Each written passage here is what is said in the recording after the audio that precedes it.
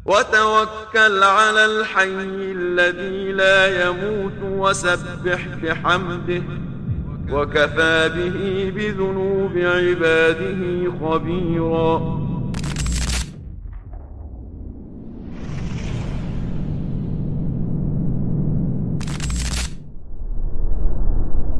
Bismillahirrahmanirrahim. Assalamualaikum warahmatullahi wabarakatuh. Innal hamdalillah nahmaduhu wa nasta'inuhu wa nastaghfiruh wa na'udzu billahi min shururi anfusina wa sayyiati a'malina may yahdihillahu fala mudilla lahu wa may yudlil fala hadiya lahu. Asyhadu an la ilaha illallah wahdahu la syarika lahu wa asyhadu anna Muhammadan 'abduhu wa rasuluhu la nabiyya ba'dah. Amma ba'd. Insyaallah kita lanjutkan kajian kitab Meraih Keberkahan Ramadan karya Ustaz Yazid bin Abdul Qadir Jawaz rahimahullah taala. Pembahasan di tingkatan tadabbur Al-Qur'an yang tertinggi atau di antara tingkatan yang tertinggi, yaitu yang keempat, menghafalkan Al-Qur'an. Itu yang akan kita bahas pada hari ini. Sebelumnya kita telah membahas masalah tadabbur Al-Qur'an. Jadi interaksi dengan Al-Qur'an itu memiliki 4 tingkatan. Yang pertama yaitu membaca Al-Qur'an, kemudian yang kedua mentadabburi Al-Qur'an, merenungi, dan yang ketiga yaitu mengamalkan Al-Qur'an, dan yang keempat, dan itu yang kita bahas sekarang, yaitu menghafalkan Al-Qur'an. Dikatakan oleh beliau rahimahullah, dahulu menghafalkan Al-Qur'an dalam pandangan ulama merupakan hal yang pokok. Dengan menghafal Al-Quran mereka memulai menuntut ilmu. Jadi dulu tuh menuntut ilmu dimulai dari ngafalin Al-Quran dulu secara utuh semuanya dulu ya. Di abad 1 Hijriah, 2 Hijriah, 3 Hijriah, 4 Hijriah, awal-awal dulu ya. Di 500 tahunan pertama, 600 tahunan pertama dahulu seperti itu. Karena memang mekanisme menuntut ilmu di masa-masa itu lebih selektif, lebih ketat. Ada perbedaan dibandingkan dengan sekarang yang memang kebutuhan hidup itu jauh lebih meningkat. Jadi tidak bisa disamakan 100%, bahkan bisa jadi 80%-nya disamakan dengan bagaimana salafus saleh menuntut ilmu dan ulama-ulama terdahulu. Itu susah untuk disamakan, bahkan gak mungkin. Ya, menuntut ilmu di zaman sekarang dengan perbedaan zaman, perbedaan karakter orang-orang zaman sekarang dengan dulu, juga perbedaan kebutuhan hidup, itu menjadikan ya perbedaan tata cara, metode, dan karakter menuntut ilmunya. Kalau sekarang misalnya diharuskan semua orang, siapapun yang mau menuntut ilmu syar'i harus hafal Quran dulu, itu enggak bisa. Imam Malik rahimahullah dahulu juga begitu. Kepada murid-murid yang hadir di kajiannya, itu siapa yang belum hafal Al-Quran, ya belum bisa untuk datang ke majelisnya. Bahkan siapa yang belum hafal kitab Al-Muwatta karya beliau yang berisikan ribuan hadis, itu juga belum diperkenankan untuk ke majelis khusus ya. Jadi dahulu mereka memulai menuntut ilmu itu dengan hafalan Al-Quran dulu. Karena itulah mereka tidak pernah ragu memulai menghafal Quran. Hafalannya menjadi ciri khas yang tampak di masyarakat ulama dan menuntut ilmu ya di zaman dahulu. Sebagian salaf sangat menganggap aib karena tidak menghafal Quran. Sangat menjadi aib seorang tidak hafal Al-Quran ketika itu bagi penuntut ilmu. Dan ya apalagi kalau nggak mampu membacanya, maka itu sangat-sangat aib bagi seorang muslim bahkan. Maka di antara buktinya adalah apa yang diungkapkan oleh Al-Hafidh Ibnu Hajar Al-Asqalani rahimahullah tentang biografi Utsman bin Muhammad bin Abi Syaibah, salah satu ulama ahli hadis.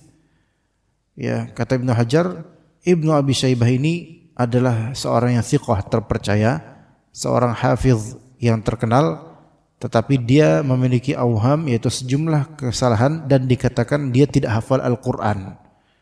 Ini menjadi suatu aib, ya. Ahlul hadis, ya, di sini hafiz yang terkenal, hafiz di sini maksudnya hafal sekian puluh ribu hadis. Jadi di zaman ahli hadis ketika itu, ratusan tahun pertama di periode Islam ini, istilah hafiz, penghafal, itu bukan disematkan pada orang yang hafal Quran. Saking dahulu itu hafal Quran menjadi kebiasaan bagi banyak orang. Tapi hafiz itu yang hafal sekian puluh ribu hadis dengan sanadnya, itu baru disebut hafiz. Jadi kriteria ketika itu lebih tinggi untuk lafal atau sebutan hafiz. Kalau sekarang hafiz itu untuk penghafal Quran. Dahulu penghafal Quran namanya qari. Penghafal Quran, orang yang hafal Quran berarti dia qari, pembaca. Pembaca itu dianggap dulu penghafal. Sementara istilah hafiz itu untuk yang hafal puluhan ribu hadis. Dan sekarang istilah hafiz itu lebih turun lagi tingkatannya untuk penghafal Al-Quran secara komplit. Jadi turun tingkat. Istilah hafiz dulu itu istilah yang untuk memenuhi kriteria yang sangat tinggi, yaitu hafal Quran plus hafal puluhan ribu hadis. Sekarang enggak pernah hafal hadis pun, kalau dia hafal Quran disebut hafiz. Nah, adapun qari sekarang enggak hafal Quran enggak apa-apa. Yang penting dia pinter langgam bacaannya, itu disebut qari. Jadi sangat menurun sebenarnya. Enggak tahu nanti puluhan tahun ke depan bagaimana sebutan-sebutan itu. Bahkan mulai dianggap seorang ketika dia memang misal bisa baca atau hafal beberapa potong ayat di setiap juz untuk bisa menjadi imam, itu mungkin aja dianggap oleh beberapa orang sebagai penghafal Al-Quran atau hafiz.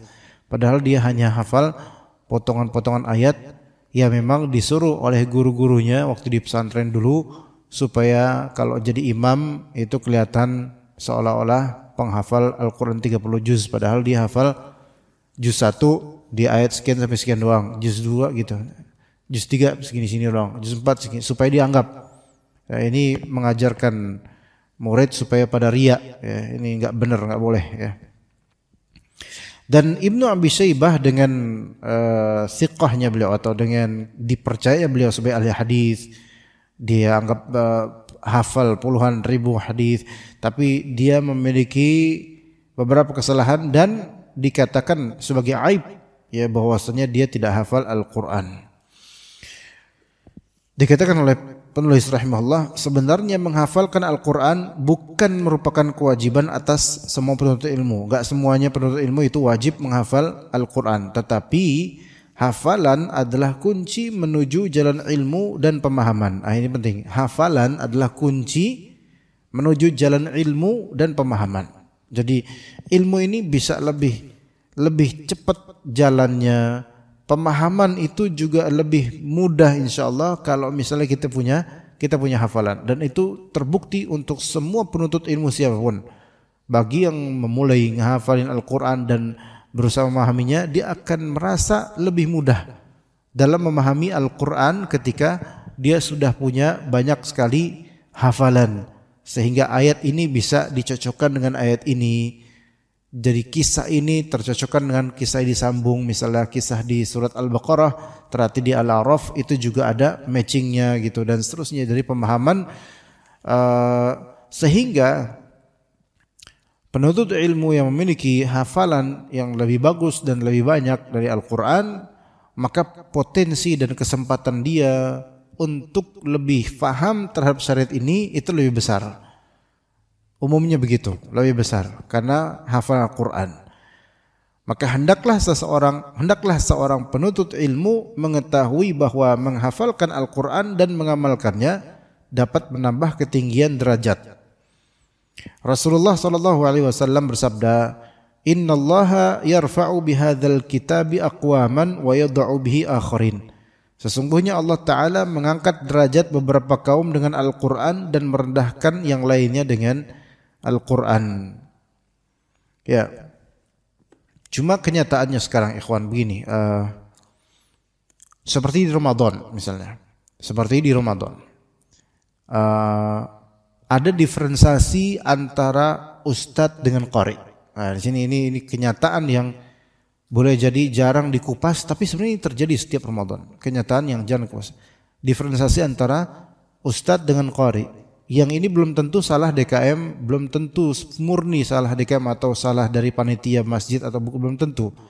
Tapi begini, seolah-olah ya, ustadz penuntut ilmu itu bukan pembaca Al-Quran. Ustadz penuntut ilmu itu bukan qari atau bukan penghafal Quran. Seolah-olah penghafal Quran itu ada sendiri, ya, dan para ustadz itu ada sendiri. Ustadz adalah yang ceramah, qari adalah yang baca Quran.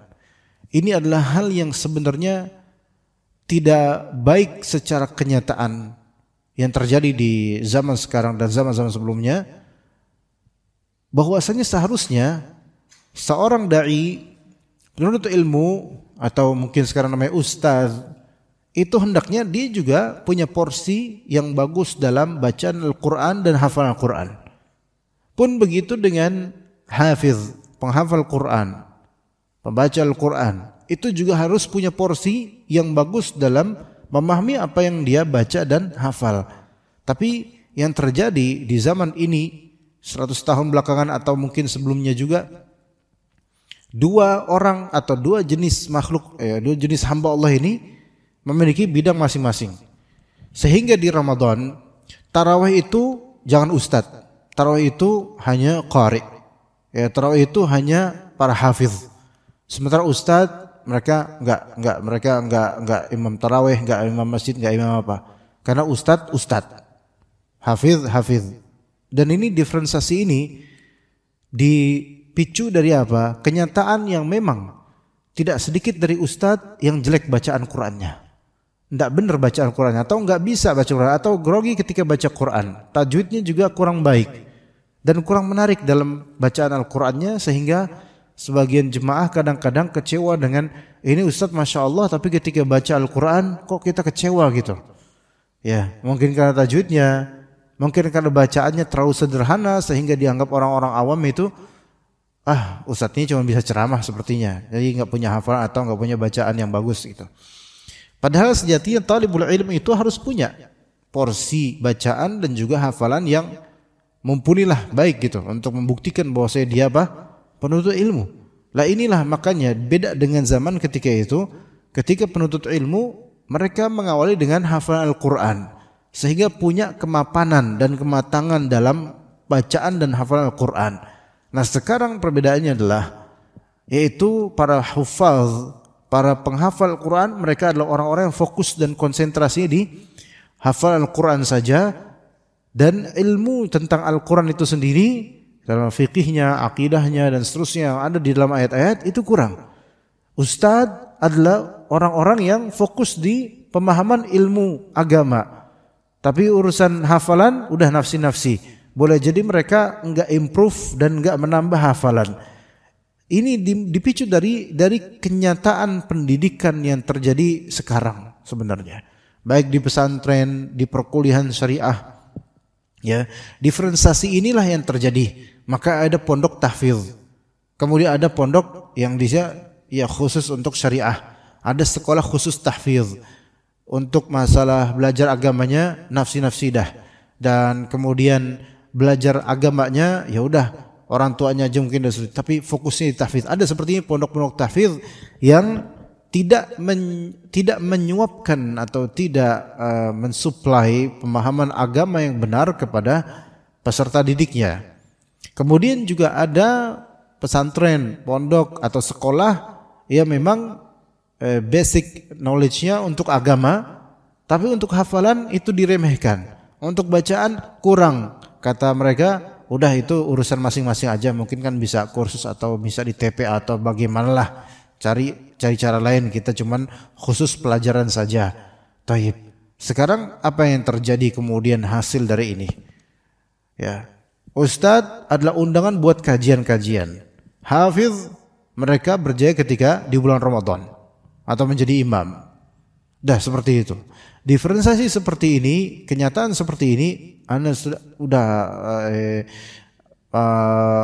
melihatnya dan secara natural di hati Anda tidak setuju dengan adanya seperti ini, tapi inilah kenyataan.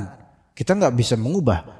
Yang mana hafiz itu, para penghafal Quran, baru mereka bermunculan kapan? Di bulan Ramadan karena diundang tarawih.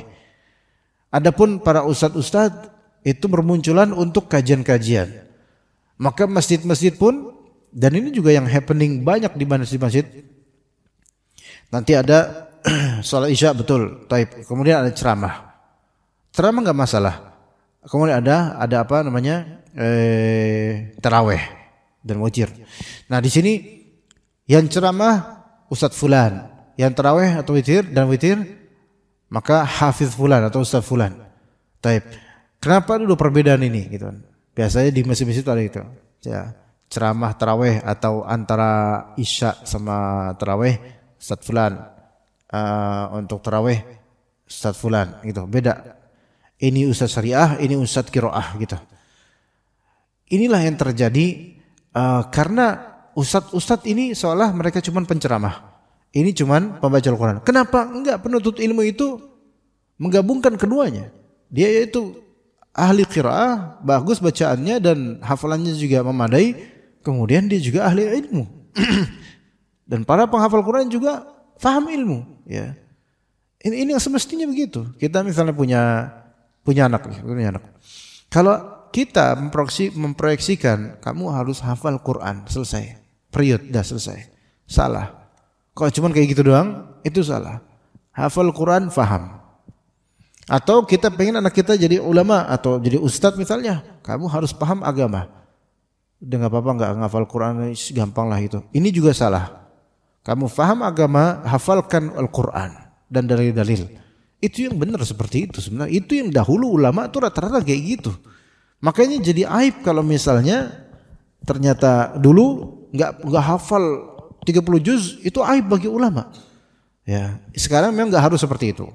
Kecuali mungkin dia ahli tafsir, fokus di bidang Al-Quran, maka harus hafal. Sekarang mungkin memang turun kadarnya, tetapi yang ajaibnya kok ini bisa menjadi diferensiasi yang setiap Ramadan ini nggak bisa dihindari, yaitu ada tukang ceramah dan ada tukang baca Al-Quran, yaitu tarawih. Ya. Yang beberapa kali Anda menemukan, pernah beberapa kali lah, ya. Jadi biasanya masjid manggil dari pondok-pondok tahfidz, ya pondok-pondok tahfidz, yang mana pondok tahfidznya pun dari pondoknya pun kurang sebenarnya dalam masalah memperbaiki tajwid para penghafal Quran ini. Sampai itu biasanya di masjid-masjid umum yang memang DKM-nya yang bukan penuntut ilmu. Jadi udahlah kita bergantung aja lah pada pondok tahfidz ini. Minta diutus 2 orang untuk isi tarawih bergantian misalnya. Yang kemudian kita dengar bacaannya ketika tarawih hanya nada doang mainnya, tajwidnya amburadul.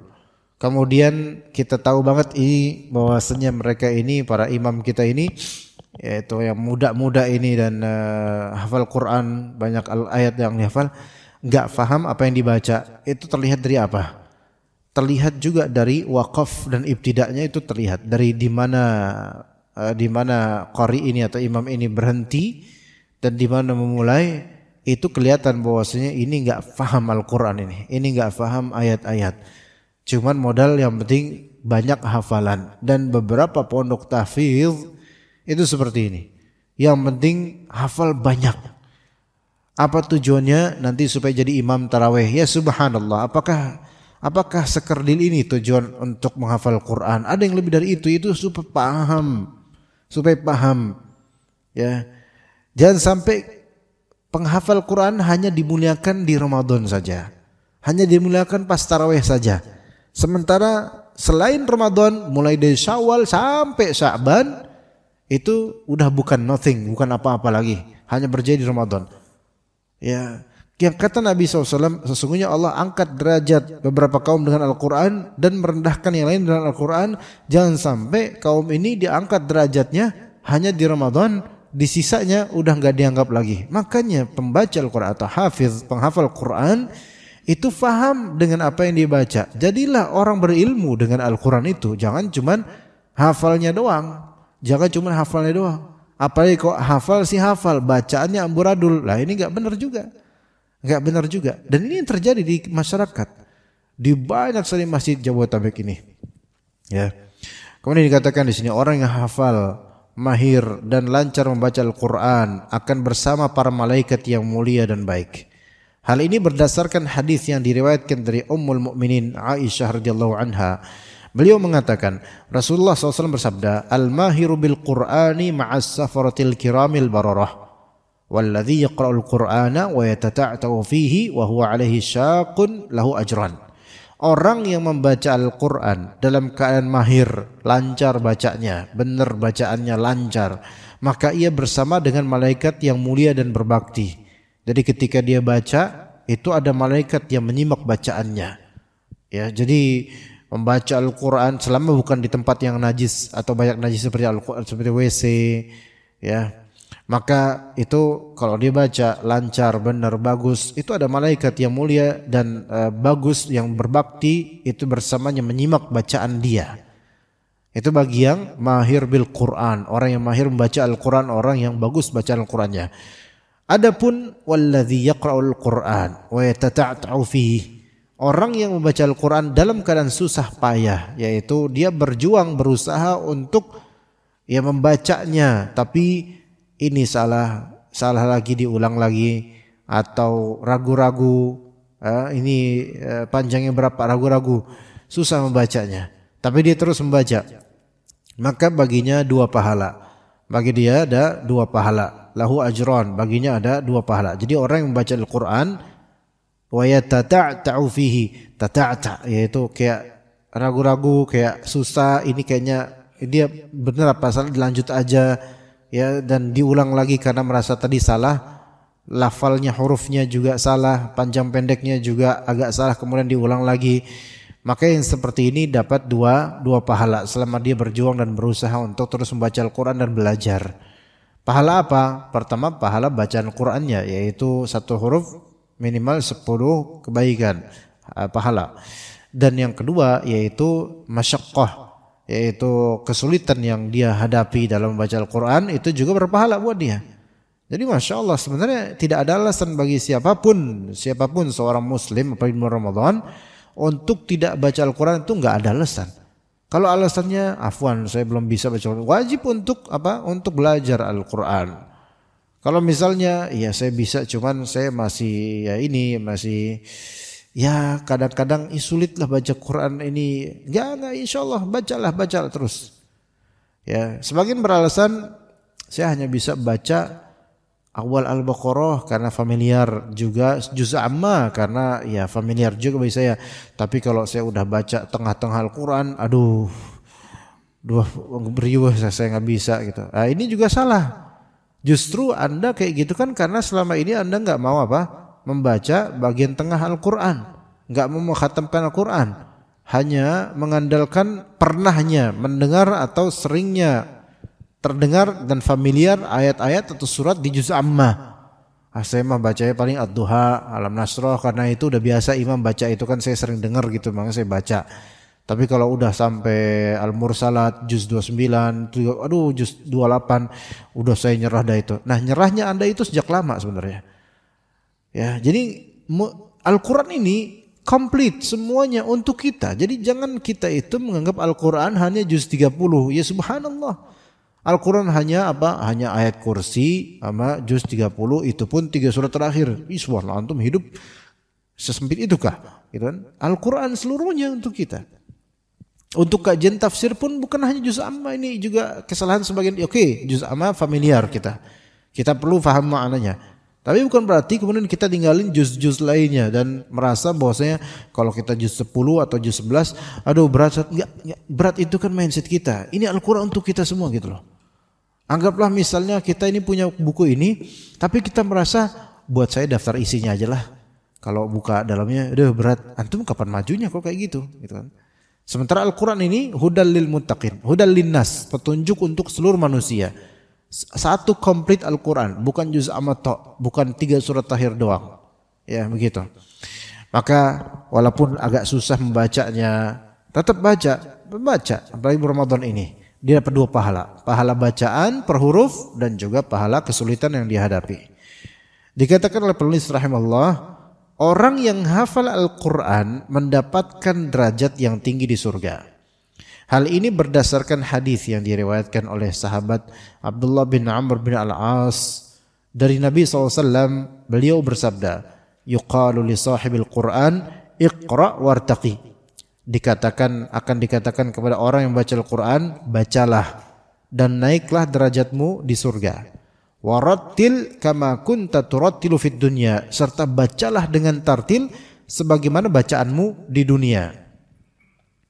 Wa inna manzilataka inda akhiri ayatin taqra'u biha, sungguh kedudukanmu di surga tergantung dari akhir ayat yang kau baca.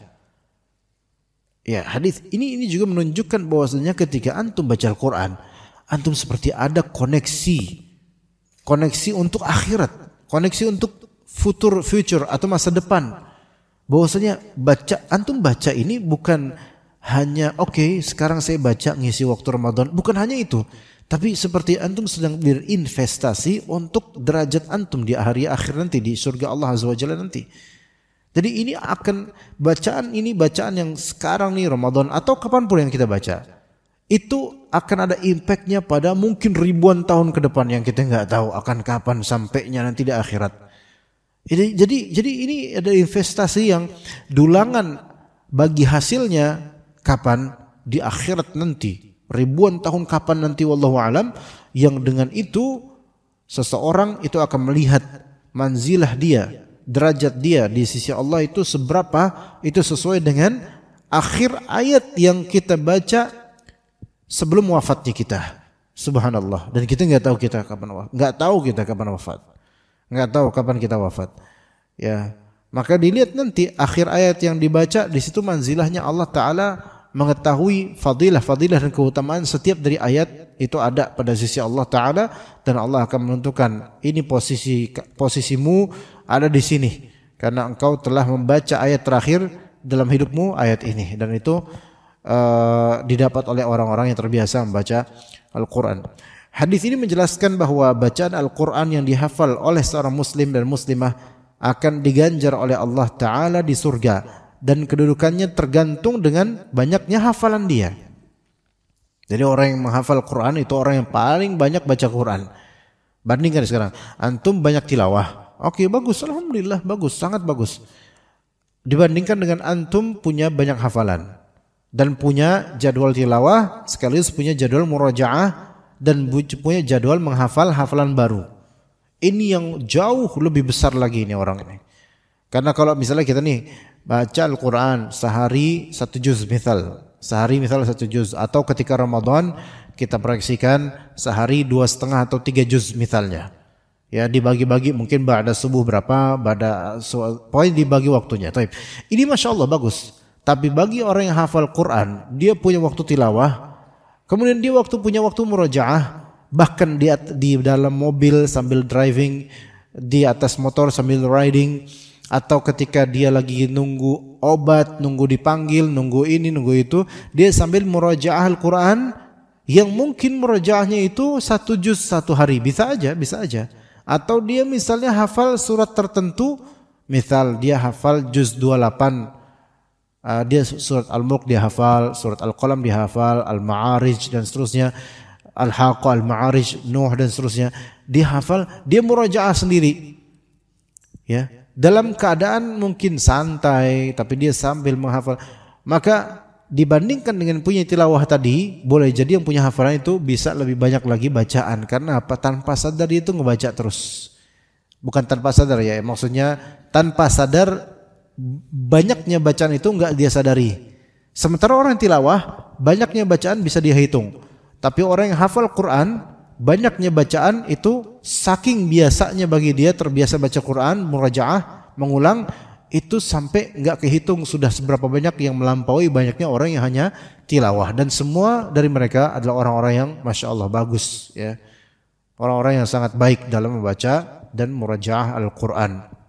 Jadi banyaknya hafalan itu mendukung derajat kita insya Allah di akhirat nanti. Maka dimotivasikan untuk membaca Al-Quran. Namun sebelumnya menghafal Al-Quran. Namun sebelumnya perbaiki dulu bacaan Al-Qurannya sampai bagus, baru mulai menghafal Al-Quran ketika ustadz kita atau guru kita sudah mengizinkan kita untuk memperbanyak hafalan. Jadi jangan banyakin hafalan dulu padahal bacaan itu masih amburadul. Perbaiki dulu bacaan, baru kemudian hafalkan dan tes pada ustadz yang membimbing bacaan dan hafalan kita. Maka insya Allah itu jalan yang benar. Ya, adapun kalau misalnya hafalan diperbanyak, bacaan masih ancur-ancuran, maka ya hancur, ya sebenarnya hancur. Bahkan nanti ngerasa paling benar dengan bacaannya padahal sudah hancur bacaannya. Jadi malu-maluin, bukan bikin bangga atau menyenangkan tapi malah memalukan. Taib, hadis ini juga menjelaskan tentang dianjurkannya menghafal Al-Quran dan mentadabburinya, dan menunjukkan bahwa kedudukan kaum mukminin di surga tergantung dengan amalan mereka ketika di dunia. Serta ketahuilah bahwa membaca Al-Quran akan memberikan ketenangan bagi setiap mukmin di dunia. Taib, namanya menghafal Al-Quran ya teman-teman sekalian ya ikhwan. Di sini menghafal Al-Quran itu juga akan memberikan efek pada jiwa, pada ruh kita. Ya, membaca Al-Quran memberikan efek. Menghafal Al-Quran, apalagi faham, itu memberikan efek yang lebih dahsyat daripada sebatas membacanya. Karena menghafal Al-Quran kan membutuhkan apa? Membutuhkan antum takror, yaitu mengulang, repeating. Secara repetitif antum baca lagi, baca itu lagi, baca itu lagi, baca. Apalagi kalau antum faham maknanya, itu sampai ke dalam hati. Sampai ke dalam hati. Ya, yang ketika dia membacanya, dia memiliki hafalan, dia seperti memiliki ayat itu, kayak ayat itu milik saya. Sehingga pertanyaan-pertanyaan tentang kehidupan itu ada jawabannya pada hafalan dia. Itulah bagusnya punya hafalan bacaan Al-Quran. Sekarang sebagian dari kita, misal antum hafal surat Al-Insyirah, Alam Nashrah Laka Sadrak sampai akhirnya. Coba kita lihat, antum hafal kapan itu? Wah, saya hafal waktu dulu, waktu masih sekolah dari SD saya udah hafal itu. Ya sekarang udah gede antum malah nggak tambah hafalan, subhanallah. Jadi bagusan ketika kecil dong, gitu kan. Taib, sekarang antum punya hafalan Alam Nashrah Laka Sadrak. Faham nggak apa yang antum hafal itu? Yang biasa antum jadikan itu sebagai bahan untuk sholat sunnah misalnya. Kalau faham sih enggak, ini salah. Kenapa hafal doang? Itu pun hafal pas masih bocil, dari sejak masih bocil. Sekarang masih hafal, alhamdulillah, alhamdulillah. Tapi sekarang antum udah paham belum? Sekarang kita orang dewasa, anak kecil mereka nggak paham apa yang mereka hafal, itu wajar. Karena mungkin itu terlalu berat untuk mereka untuk memahaminya, itu wajar. Mereka belum bisa bahasa Arab dan juga belum begitu paham makna-makna dari lafal, belum begitu paham kehidupan, gitu kan? Lah kita yang udah dewasa, porsi kita untuk memahami apa yang kita hafal itu harusnya ada. Sehingga Alam Nashrah Laka Sadrak wa wada'na 'anka wizrak, apa penyebab ayat ini turun misalnya. Kemudian apa makna dari setiap ayat, kemudian resapi, dan ternyata ya subhanallah ini sangat ajib, sangat ajaib maknanya, dan membuat kita membuat kita itu lebih bersemangat hidup karena ada petunjuk di Al-Quran ini. Karena ada petunjuk di Al-Quran ini. Ya, di tahun-tahun politik ya. Mungkin ketika tahun-tahun politik lah, berapa tahun lalu, ya dikabarkan, enggak, ini cuma intermezzo aja. Ada suatu berita yang berita ini enggak begitu spesial sebenarnya. Namun ketika itu ada Pak Anies Baswedan ya, itu menjadi imam untuk beberapa jemaah kabinet beliau ya, orang-orang beliau, dan di report di berita tersebut bahwasanya itu kan tahun-tahun politik ketika kubu ini sedang bersaing dengan kubu inilah, gitu kan. Nah, Pak Anies rahimahullah, beliau kemudian dikatakan di situ baca ya Al-Fatihah sebagaimana umumnya imam yang mengimami, kemudian baca surat Alam Nashrah Laka Sadrak ini ya, Al-Insyirah. Dan di media, maksudnya di berita tersebut, Kemudian dikupas betapa dalamnya ayat yang dibaca oleh Pak Anies, relevan dengan apa yang sedang beliau hadapi, gitu kan? Fa inna ma'al usri yusra, gitu kan ya. Di situ Anda berpikir, wahai media, ya, wahai media yang sekuler atau media liberal atau media yang pro dengan politik tertentu, ya, kenapa baru kalian itu mengupas ayat yang dibaca oleh Pak Anies itu untuk masalah-masalah politik seperti ini, gitu loh, dicocokkan dengan masalah politik. Ya, kenapa enggak setiap hari aja tuh media coba kupas ayat-ayat yang dibaca oleh para imam di masjid misalnya. Ya. Nah, padahal belum tentu juga Pak Anies baca Al-Insyirah itu dengan adanya maksud politik, gitu loh. Tapi media berusaha mentadabburi ayat dengan merefleksikannya ke nuansa politik, gitu. Di sini ada nilai plusnya ya, ada nilai plusnya, ada pelajarannya juga. Pelajarannya adalah kalau dalam kancah politik aja, ya, yang mana ya namanya politik kita tahu, ya ada banyak kotoran di dalamnya.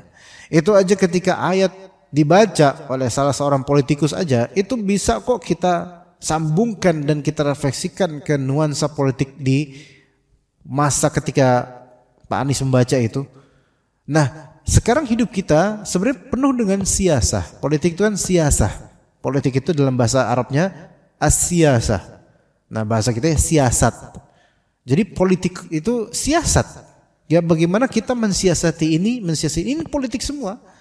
Ya, politik bisnis itu juga siasat, dagang itu juga siasat, semua itu politik. Semua itu politik, ya. Nah, hidup ini dengan berpolitik, yaitu bersiasat pada hal-hal, banyak hal, itu sebenarnya bisa kita mentadabburi Al-Quran, memahaminya, dan kemudian apa yang menjadi keputusan politikal kita dalam hidup kita itu berdasarkan Al-Quran dan Sunnah. Itu bisa. Ya, apa misalnya menghadapi tetangga atau ada hal-hal yang mungkin kita melihat maslahat dan madaratnya di kehidupan ini, keputusan tentang anak sekolah di mana, keputusan tentang berumah tangga, keputusan dengan mertua, keputusan dengan orang tua, dengan banyak pihak. Itu semua membutuhkan siasat. Siasat di sini bukan tipu daya, bukan. Siasat bukan mensiasati, maksudnya apa planning kita dan rencana kita untuk menggapai maslahat yang lebih baik atau meminimalisir madarat. Itu semua adalah bagian dari politik. Ya, bukan politik demokrasi, politik kehidupan. Dan semua itu hendaknya berdasarkan dengan apa yang kita tadabburi dari Al-Quran dan As-Sunnah. Nah, jadi kita tuh lebih tenang ketika ada arahan dan petunjuk dari Al-Quran. Maka Al-Quran itu memberikan ketenangan bagi setiap mukmin di dunia. Makin sering kita baca Quran, makin sering kita hafal Al-Quran, kita faham maknanya, itu membuat kita itu lebih tenang jiwanya, enggak terguncang. Maka coba antum cari siapa yang hafal Quran dengan baik terus jadi gila, enggak ada. Ya, enggak ada. Nah, di salah satu serial BBC World Service itu kan ada program berapa belas menit namanya What in the World namanya. Dan kemudian program mungkin terbarunya itu mendokumentasikan kenyataan bahwasanya learning many language, yaitu belajar beberapa banyak bahasa, itu memberikan kesehatan bagi otak. Ya, memberikan kesehatan bagi otak dan memperpanjang kesehatannya sehingga jauh dari penyakit demensia atau amnesia atau semisalnya ketika masa tua. Wallahi itu oke, secara saintifik beberapa pakar memang menyatakan itu. Karena mempelajari bahasa itu mentraining, melatih benak kita, melatih otak kita, hati kita juga, ya, tentang bahasa, struktur kalimat dan seterusnya, kosakata, dan semakin banyak bahasa yang kita pelajari, maka akan semakin sehat otak kita sebenarnya itu, bahasa misalnya. Walaupun itu mungkin bahasa lokal misalnya, antum menguasai belajar bahasa Sunda, sembari antum menguasai belajar bahasa Jawa, antum belajar bahasa Padang juga misalnya, taib, masya Allah. Ya, itu kan ada kata-kata dan seterusnya. Antum mempelajari itu semua, maka ini bagus buat brain, buat otak. Itu betul. Tapi ada yang lebih menyehatkan daripada itu.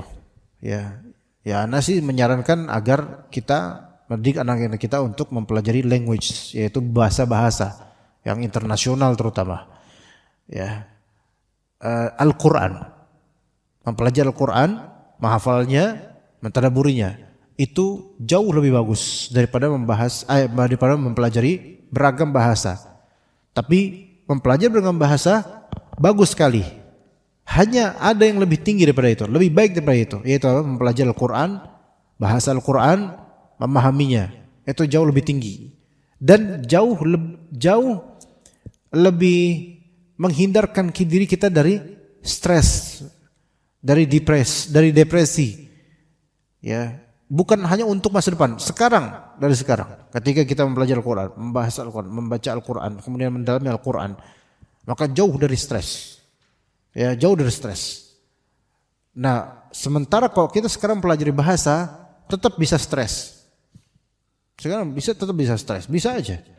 Ya, karena bahasa itu hanya petunjuk komunikasi antar manusia.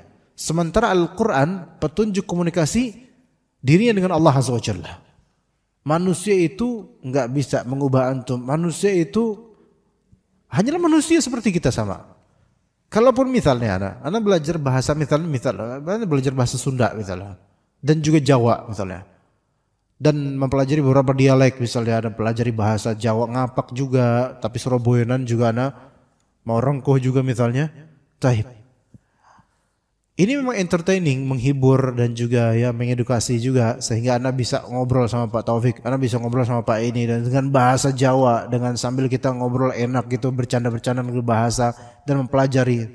Tapi tetap itu bukanlah hal yang betul-betul menyembuhkan apa yang menjadi tekanan pada batin kita di kehidupan ini. Tapi sungguh kalau kita mempelajari Al-Quran, antum baca tafsir walaupun terjemahan, walaupun antum mungkin gak hafal, antum baca tafsir, antum pahami baik-baik.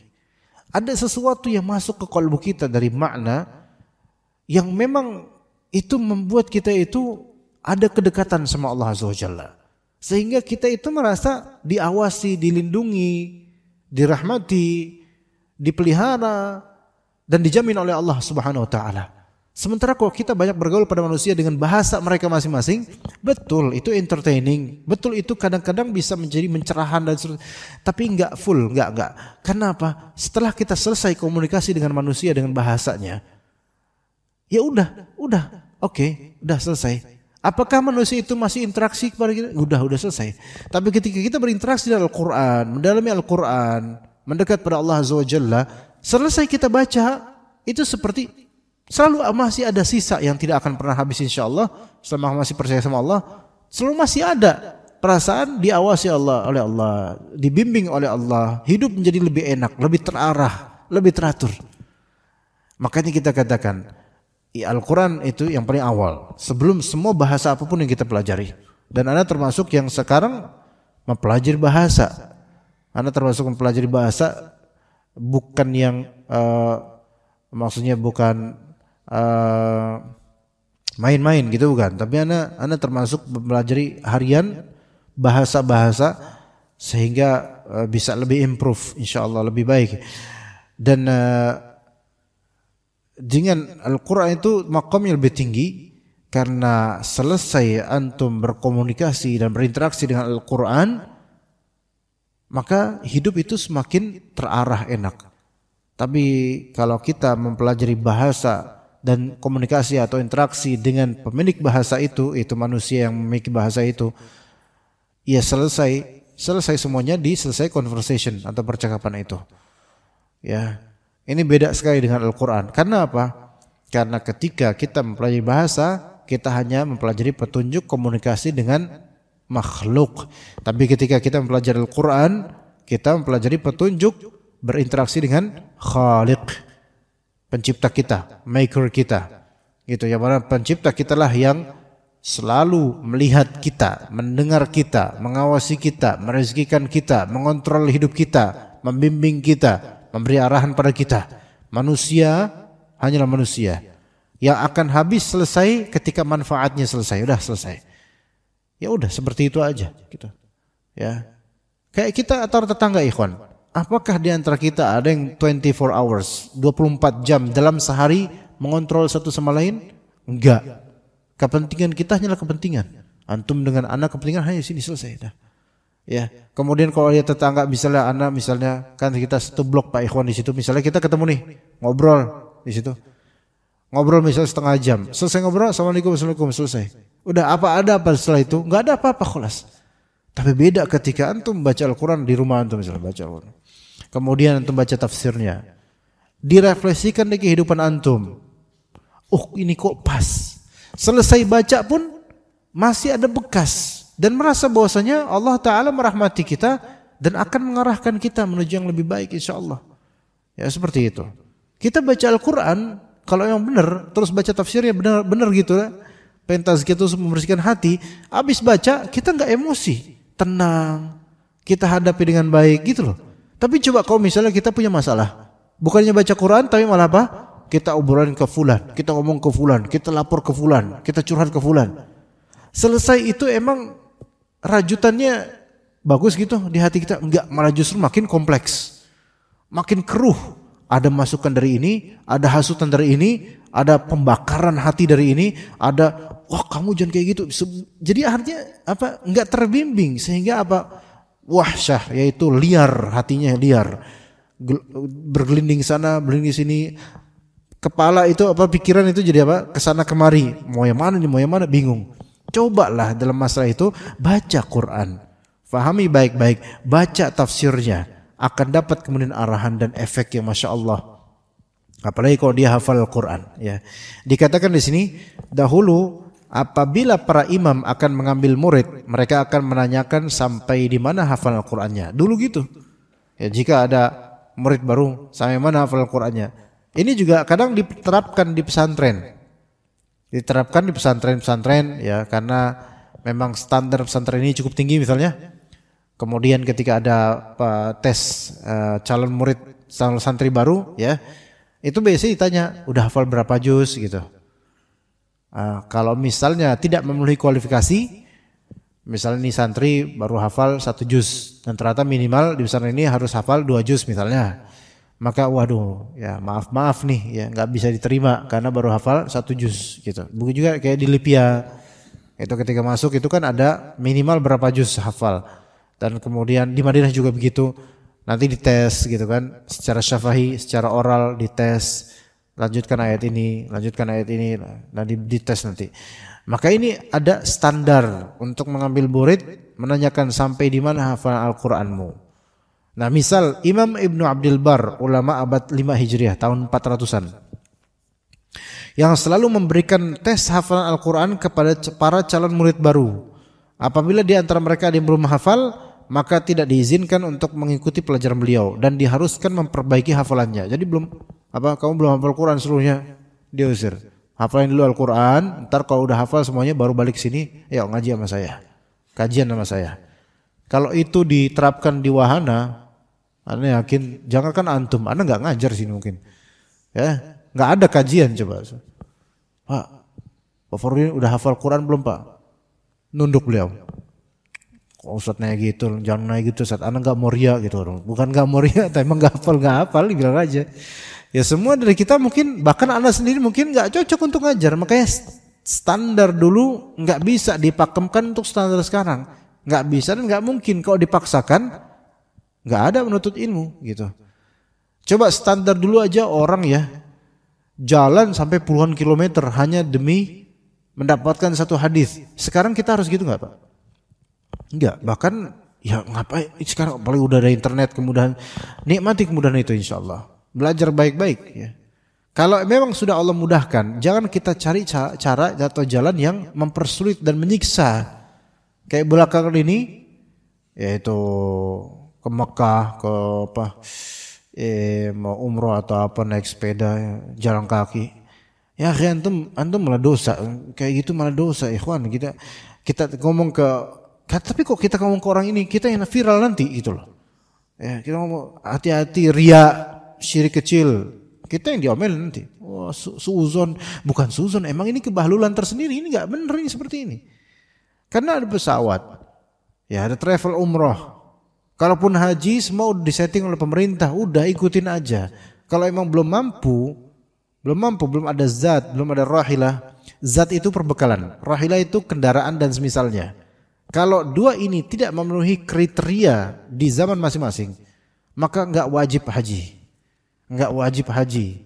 Ya gitu. Kalau orang misalnya sekarang dia mau haji, misalnya jalan dari mana ya? Dari mana kayak gitu, dari mana gitu jalan dari kampung-kampung, kota-kota, ntar ke Jakarta, dari Jakarta belum ngemisnya sambil tulis apa, berangkat umroh ya, sekalian aja bawa kardus gitu, apa, mohon bantuan untuk bensin. Ya. Kok itu mah bukan nama umrah, itu yang biasa orang-orang pang itu ya buat bensin. Apa bedanya dengan ini sebenarnya dari sisi ini? Sebenarnya ngemis. Belum lagi riaknya, pengen dilihat, diliput media, kemudian difoto sama orang-orang. Belum sampai berapa kilo, itu udah hati udah keruh, udah hancur, udah amalan udah hancur. Kenapa? Syirik kecil yaitu riak yang ada pada hatinya. Susah untuk ikhlas, nggak mungkin ikhlas bahkan. Belum lagi menyalahi birokrasi antar negara. Ntar dia kalau misalnya, ya, caranya gimana? Anda pernah lihat reels, dia jalan kaki, maksudnya kartun gitu ya, kartun atau anime atau apa gitu. Nih caranya mau ke Mekah umroh atau haji jalan, tapi jangan cara jalan kaki, jalan tuh ke Jakarta, nanti ke Merak, kemudian ke Lampung, kemudian kemana ya, habis itu ke Malaysia, Singapura, Malaysia, kemudian ke mana, Thailand atau mana, sampai India. Enak banget kita, India, Iran, nanti lama Saudi, enak banget ya itu. Ya. Itu ulama zaman dulu aja sampai beratus-ratus kilo ada yang jalan untuk dapetin satu hadis, itu ya benar. Tapi itu ulama zaman dulu, 1000 tahun lalu lebih.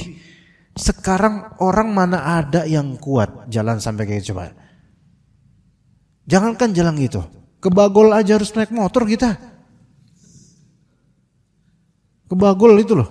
Nanjak aja udah ngos-ngosan, ngap-ngapan, bengek mati, ya kan?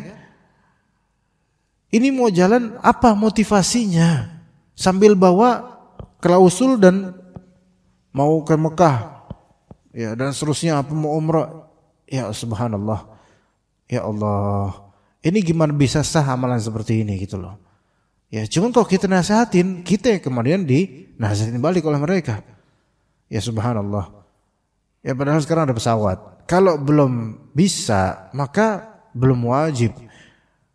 Ya, dan kalau belum wajib nggak bisa dipaksa, nggak boleh dipaksa. Belum lagi visanya, pakai visa apa itu? Antar negara. Entar kok ketangkep di Thailand gimana? Ya, kalau ketangkep di India gimana? Ya, mau jadi bahan makan street food.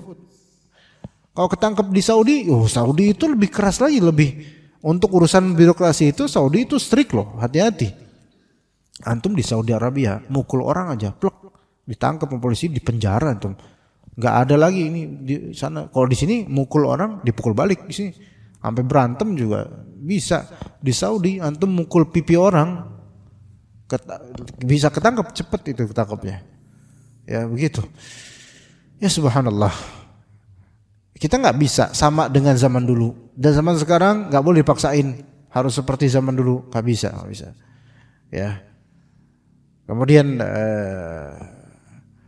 jadi dalam kitab beliau yaitu Ibnu Abdul Bar, dalam kitab Jami'ul Bayan, Jami' Bayanil Ilm wa Fadlih, Ibnu Abdul Bar menyebutkan bahwa ilmu itu bertingkat-tingkat dan yang pertama kali ditempuh oleh para penuntut ilmu adalah menghafal Quran dulu. Ya insyaallah besok kita akan bahas tips menghafal Al-Quran. Sebenarnya disebutkan oleh beliau ada 10 tips menghafal Quran, ini penting banget. Jadi walaupun mungkin sebagian dari kita yang misalnya membaca Al-Quran itu masih belum baik, tetap ayo kita belajar terus. Sekarang ada YouTube tutorial membacanya gitu. Mungkin kalau nggak ada kelas khusus, kita nggak punya kelas khusus, di sini kan ada di Muhsin hari Ahad ya, sama Ustadz Miftah, sama Ustadz Fawaz, itu bisa belajar.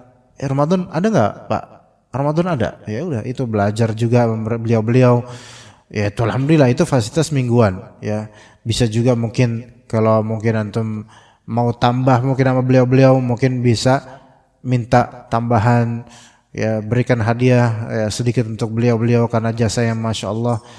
Itu sebenarnya bisa sebenarnya. Apalagi rumahnya di sini perumahan deket lah, itu semua gampang, beliau bisa tinggal di sini belajar sama beliau, Masya Allah itu mudah sebenarnya, ada caranya tinggal kita mau apa enggak untuk lebih gitu. Nah terus misalnya belajar tambahan di YouTube banyak sekali penjelasan tentang tajwid, kita belajar. Kalau kita malu kita coba belajar makhraj, talaqi dulu sama Ustadz, misalnya Ustadz Fawaz, Ustadz Miftah misalnya.